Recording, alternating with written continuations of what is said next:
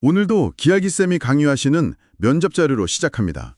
네, 그 기술사 면접이라는 게 뭐 단순히 이론만 물어보는 게 아니잖아요.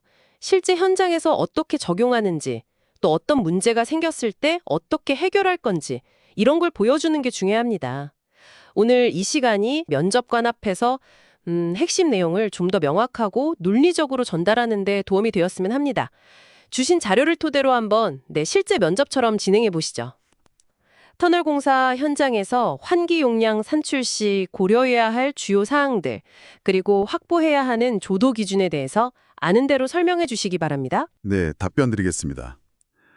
터널 공사 현장에서 환기 용량 산출 시 그 최우선 고려 사항은 작업자의 건강 보호와 안전 확보입니다. 이를 위해서 쾌적한 작업 환경 조성이 필요하고 유해가스면 분진을 효과적으로 배출하고 또 신선한 공기를 충분히 공급하는 것이 목적입니다. 주요 고려사항으로는 첫째로 굴착 방식에 따른 오염물질 발생량을 들 수 있습니다. 예를 들어 발파공법, 그러니까 폭약 사용량에 비례해서 분진이 발생합니다. 반면에 TBM 공법에서는 주로 디젤 장비에서 나오는 배기가스량을 중점적으로 고려해야 합니다. 둘째는 터널 내에 투입되는 작업 인원과 사용하는 장비의 종류, 그리고 수량입니다. 작업자 호흡으로 인한 산소 소모량과 이산화탄소 발생량, 그리고 디젤 장비의 배기가스 배출량을 종합적으로 고려해서 필요한 환기량을 산정합니다. 셋째는 터널의 재원, 즉 단면적과 연장. 터널 규모가 커질수록 필요한 환기량은 당연히 증가합니다. 넷째는 관련 법규 및 유해가스 허용 농도 기준 준수입니다. 산업안전보건 기준에 관한 규칙 등에 명시된 기준, 예를 들면 CO 50ppm 이하 같은 기준을 반드시 만족시켜야 합니다. 마지막으로 환기 설비 자체의 효율과 송기거리가 길어짐에 따른 덕트 내 압력 손실 등을 감안해서 실제 적용해야 할 풍량을 결정합니다. 다음으로 터널 공사 현장의 조도 기준에 대해 말씀드리겠습니다. 이는 고용노동부 고시, 터널공사 표준안전작업 지침이나 건설기술진흥법 시행규칙, 관련 표준시방서 등을 근거로 합니다.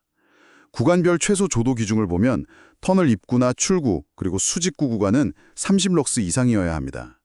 터널 내부의 일반적인 작업 구간은 50럭스 이상, 그리고 굴착이나 지보제 설치 작업이 이루어지는 막장 구간은 더 밝게 70럭스 이상을 확보해야 합니다. 이상 답변 드렸습니다. 네, 한 가지만 더 질문하겠습니다. 만약 작업 중에 계측을 했는데 특정 구간에서 예기치 않게 허용 기준치 이상의 유해가스가 측정되었다면 현장 책임 기술사로서 어떻게 조치하시겠습니까? 네, 답변 드리겠습니다. 만약 예기치 않게 유해가스 농도가 기준치 이상으로 상승한다면 가장 먼저 해당 구역의 작업을 즉시 중단시켜야 합니다. 그리고 작업자를 안전한 곳으로 신속히 대피시키는 것이 최우선 조치입니다.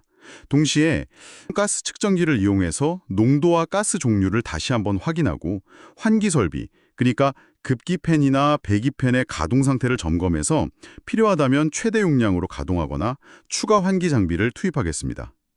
가스 발생 원인을 신속히 파악해서 제거하거나 제어하는 조치를 취하고 농도가 안전 기준치 이하로 충분히 떨어졌는지 확인한 후에 작업을 재개하도록 하겠습니다.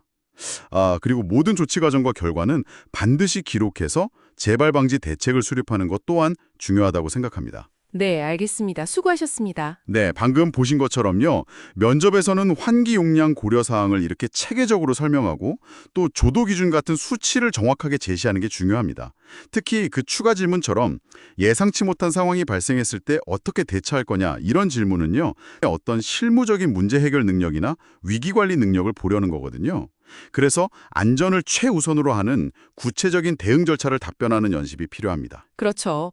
단순히 기준만 줄줄 외우는 게 아니라 왜 이 기준이 필요한지, 그러니까 작업자 안전이나 생산성과 어떻게 연결되는지, 그리고 실제 현장에서 발생할 수 있는 문제들, 예를 들어 갑자기 가스 농도가 확 올라간다거나 할 때 어떻게 대응할 건지를 보여주는 게 중요하겠네요.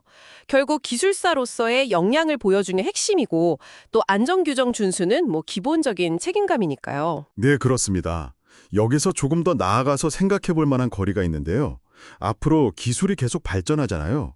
예를 들어서 완전 자동화된 무인 굴착 장비가 만약 현장의 주력이 된다면 지금의 환기 기준, 이건 주로 사람의 유해성에 맞춰져 있잖아요. 그리고 조명 기준도 사람의 시야를 기준으로 하고요. 이게 어떻게 바뀌어야 할까요? 어쩌면 장비에 달린 센서들이 정밀하게 작동하기 위한 그런 다른 환경 기준이 필요할 수도 있겠죠. 이런 미래지향적인 고민들이 당신의 전문성을 한 단계 더 깊게 만들어줄 수 있을 겁니다.